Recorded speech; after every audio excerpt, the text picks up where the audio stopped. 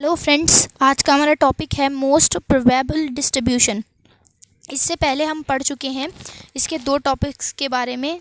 एक फर्स्ट हमारा था जिसमें हमने स्पीड निकाली थी, मीन स्पीड, और सेकंड था जिसमें हमने रूट मीन स्क्वायर स्पीड निकाली थी। ठीक है, ये जो तीनों पार्ट्स हैं हमारे, वो average speed of an molecule of an ideal gas. तो एवरेज स्पीड किसी भी आइडियल गैस के जो मॉलिक्यूल्स होते हैं उनकी एवरेज स्पीड निकालने के लिए हमने तीन तरीके अपनाए थे। फर्स्ट हमारा था मीन स्पीड, सेकंड था रूट मीन स्क्वायर स्पीड, और आज ये हमारा थर्ड पॉइंट है या थर्ड स्पीड है मोस्ट प्रोबेबल स्पीड। तो मोस्ट प्रोबेबल स्पीड क्या होती है आज हम ये जानेंगे। ठीक है, तो चलिए देखते हैं क्या होती है। The speed at which the number of molecules are maximum is known as most probable speed.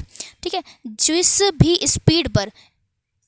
Speed पर नंबर ऑफ मॉलिक्यूल्स क्या होते हैं सबसे ज़्यादा होते हैं उसे हम बोलते हैं मोस्ट प्रोबेबल स्पीड। ठीक है, इससे पहले जब मैंने आपको Maxwell and Boltzmann distribution law पढ़ाया था तो देखिए हमने आपको डायग्राम बना के दिखाया था।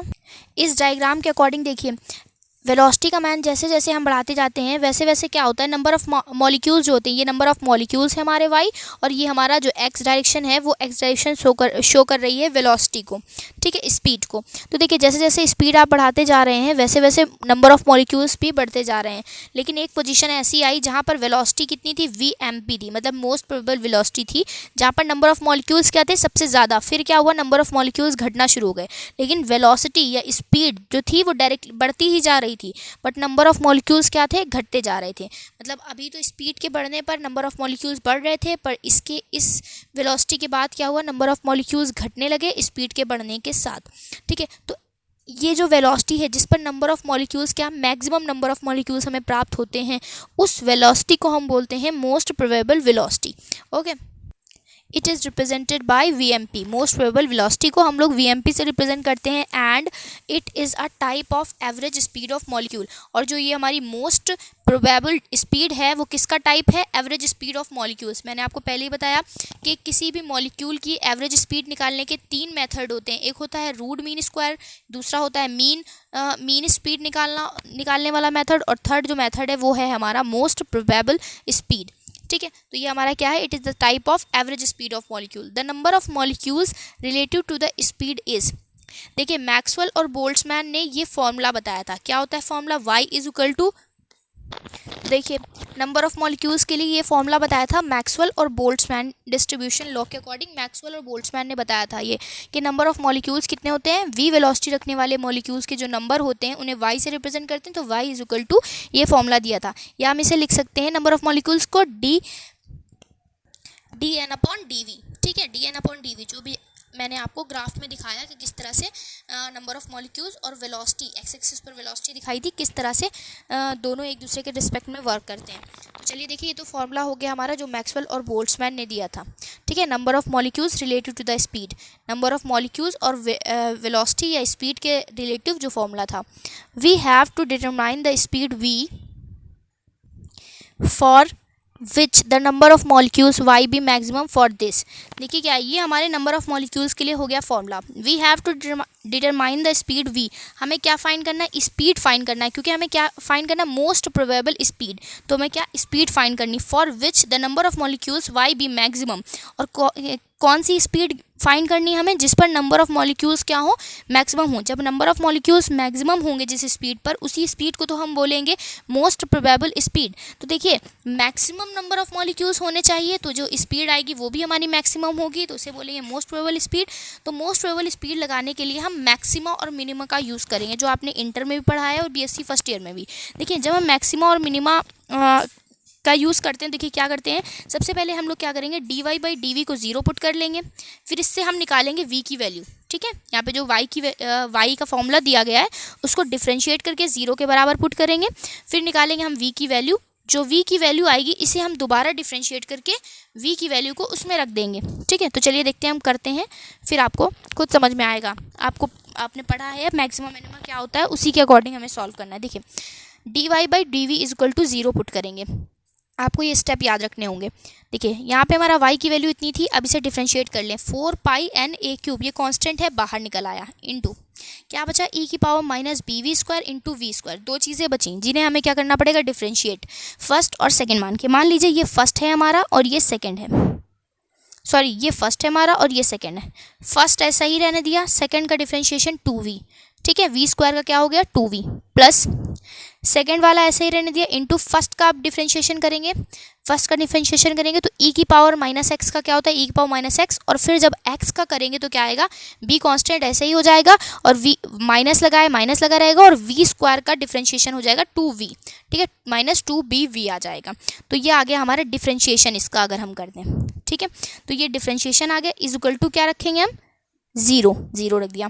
अब देखिए 2 हमने बाहर निकाल लिया, इसमें से भी और इसमें से, दोनों में से कॉमन बाहर निकाल लिया, तो 8 हो गया यहाँ पे, 4 2 जा 8, 8 pi n a cube into यहाँ क्या बचा, v ई की power minus B we square, ठीक है, यहाँ पे क्या बचा, इधर साइड v स्क्वायर ई की power minus B we square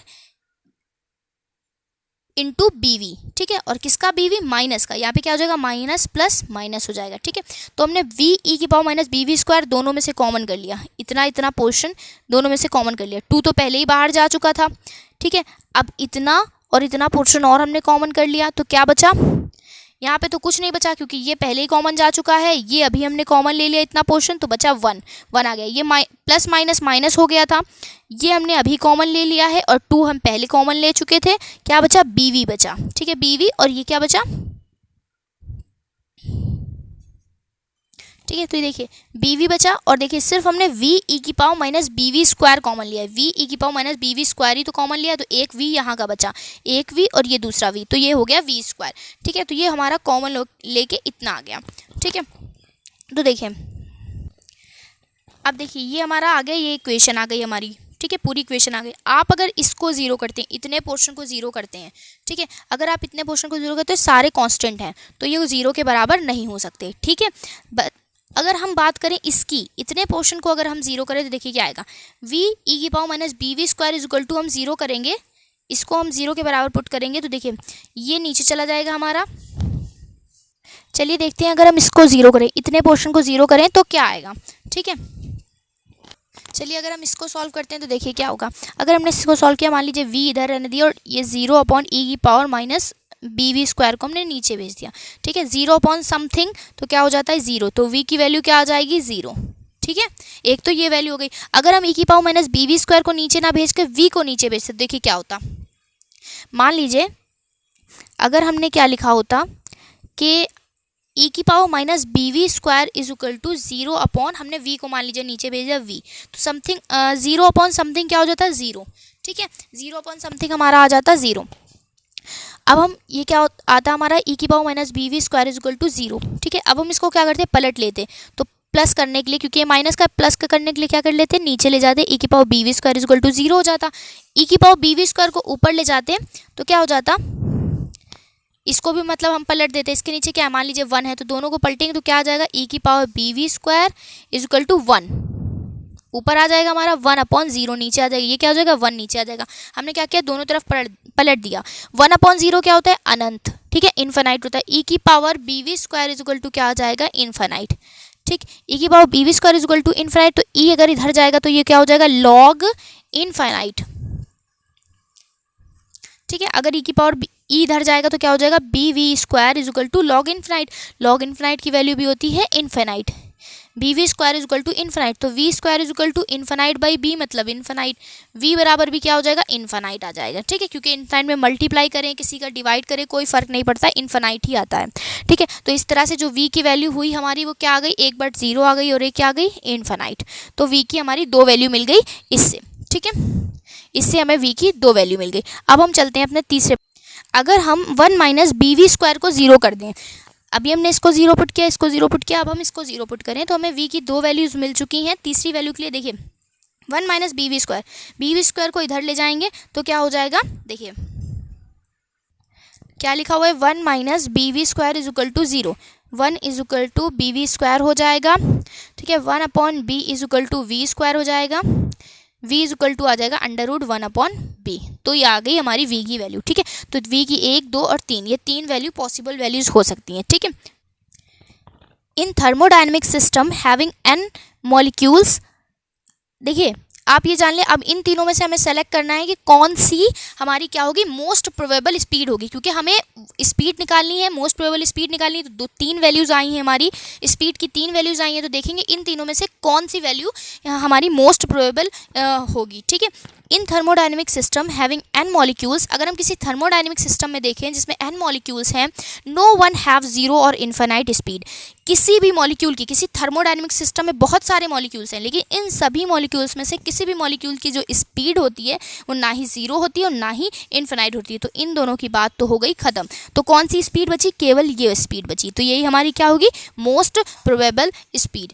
ठीक है, it is least probable speed, तो ये क्या हो जाएगी हमारी least probable speed. Most probable तो हो नहीं सकती क्योंकि इस स्पीड के कोई मॉलिक्यूल्स होते ही नहीं है थर्मोडायनेमिक सिस्टम के अंदर, तो ये हमारी हो गई लीस्ट प्रोबेबल स्पीड। ठीक है, so v is equal to √1/b only हमारी क्या हो गई, मोस्ट प्रोबेबल स्पीड।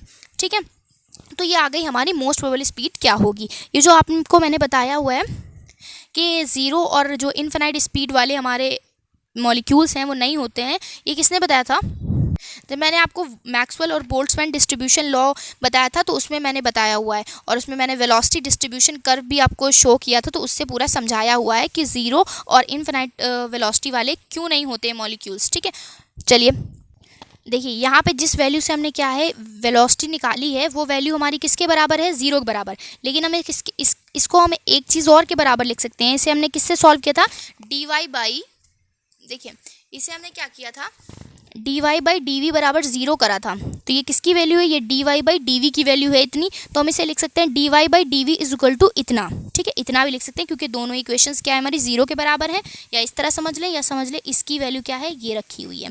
ठीक है, तो चलिए हमने अभी मोस्ट प्रोबेबल स्पीड निकाली है, देखिए यही चीज़ हमने लिख दी dy/dv इज इक्वल टू हमने लिख दिया 8π v e की power minus bv square 1 minus bv square bracket में। ठीक है, if we determine dd square d square y, मतलब d square y upon d v square, ये हमारा क्या बना हुआ है, v बना हुआ है। ठीक है, v square at v is equal to 1/√b, ये तो हमारी मोस्ट प्रोबेबल स्पीड है।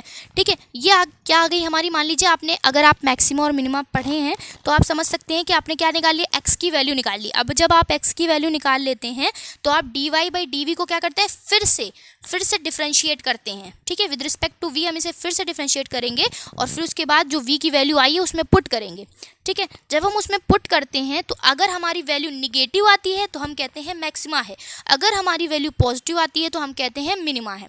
ठीक है, तो देखिए क्या आएगा, v की वैल्यू मान लीजिए 1/√b, जब हमने इसे क्या दोबारा डिफ्रेंशिएट करेंगे तो क्या आएगी हमारी d square y upon d square v की वैल्यू आएगी, और उसमें हम क्या करेंगे 1/√b रख देंगे v की वैल्यू, तो v will get negative value, तो हमें क्या मिलेगी, निगेटिव वैल्यू मिलेगी, which indicates that at v is equal to 1/√b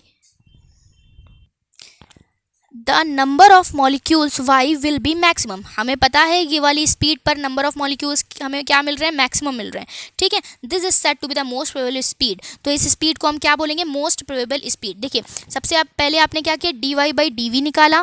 ठीक है, y की वैल्यू आपको मैक्सवेल बोल्ट्जमैन डिस्ट्रीब्यूशन लॉ से पता थी, फिर आपने dy/dv निकाला, इसकी वैल्यू आपने ज़ीरो पुट की, ज़ीरो पुट करने के बाद क्या निकाला, v की वैल्यूज़ निकाली। ठीक है, v की वैल्यू जब आपने निकाल ली तो फिर से इस इक्वेशन को दोबारा डिफ्रेंशिएट किया और दोबारा डिफ्रेंशिएट करके ये वैल्यू इस इक्वेशन में रखेंगे आप। ठीक है, मैंने किया नहीं है क्योंकि काफ़ी ज़्यादा बड़ा डिफ्रेंशिएशन हो जाएगा, आपको भी ऐसे ही सिर्फ शो करना है। ठीक है, जब आप इसकी वैल्यू यहाँ पे रखेंगे तो क्या आएगा, निगेटिव वैल्यू आएगी, तो ये निगेटिव वैल्यू क्या शो करेगी, तो हम ये शो करेगी value which indicates that at v बराबर 1/√b the number of molecules y will be maximum, कि इस वैल्यू पर नंबर ऑफ मॉलिक्यूल्स क्या होंगे, मैक्सिमम होंगे। अगर यही वैल्यू हमारी क्या आती, पॉजिटिव आती तो कहते the value which indicates that at v is equal to 1/√b the number of molecules y will be minimum. ठीक है, तो क्या होता है, अगर पॉजिटिव आती है तो मिनिमम वैल्यू होती है और अगर निगेटिव आती है तो क्या होती है, मैक्सिमम वैल्यू। तो निगेटिव आई इसका मतलब क्या है, इस v के इस मान पर जो नंबर ऑफ मॉलिक्यूल्स होंगे वो हमें मैक्सिमम मिलेंगे। This said to be the most probable speed, इसी को हम क्या बोलते हैं, मोस्ट प्रोबेबल स्पीड। तो ये आ गई हमारी मोस्ट प्रोबेबल स्पीड 1/√b। ठीक है, अगर हम b की वैल्यू पुट कर दें, a और b क्या होते हैं हमने आपको पहले भी बताया हुआ, a और b हमारे कांस्टेंट होते हैं। b की वैल्यू होती है स्मॉल m/2kT या लिख सकते हैं कैपिटल M/2RT। ठीक है, यहाँ पे स्मॉल m एक मॉलिक्यूल का, ठीक है, मास होता है, जो ये कैपिटल M होता है ये मॉलिक्यूलर वेट होता है।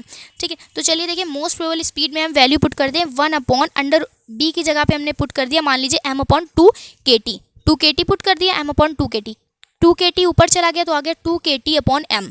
ठीक है, तो आंसर आ गया हमारा 2kT/m। इसी जगह पे अगर हम ये वैल्यू लिख देते हैं, ये और ये हम दोनों ही वैल्यूज पुट कर सकते हैं, तो ये आंसर आ जाता हमारा, मतलब ये प्रूव हो जाता हमारा 2RT/m। ठीक है, तो ये हो गई हमारी equation number 3। Most probable speed है हमारी, जबकि हमने क्या रख दिया, b की वैल्यू पुट कर दी है। एक तो ये है हमारी मोस्ट प्रोबेबल स्पीड, और अगर हम b की वैल्यू पुट कर दें तो दूसरी ये हमारी मोस्ट प्रोबेबल स्पीड निकल आ जाएगी। ठीक है, आई होप आपको समझ में आ गया होगा कि मोस्ट प्रोबेबल स्पीड क्या होता है। ठीक है, मैं आपको नेक्स्ट वीडियो में पार्ट 4 में आपको बताऊंगी रिलेशनशिप बिटवीन द स्पीड्स। मतलब जो मैंने आपको मीन स्पीड बताया हुआ है फर्स्ट पार्ट, मतलब एवरेज स्पीड ऑफ मॉलिक्यूल्स का जो फर्स्ट पार्ट बताया mean speed, second part root mean square speed, और आज का जो हमारा थर्ड पार्ट था मोस्ट प्रोबेबल स्पीड, इनमें रिलेशन बताऊंगी। ठीक है, अगर आज की वीडियो आपको पसंद आई हो तो प्लीज़ मेरे चैनल को लाइक, सब्सक्राइब और कमेंट करें। Thank you for watching.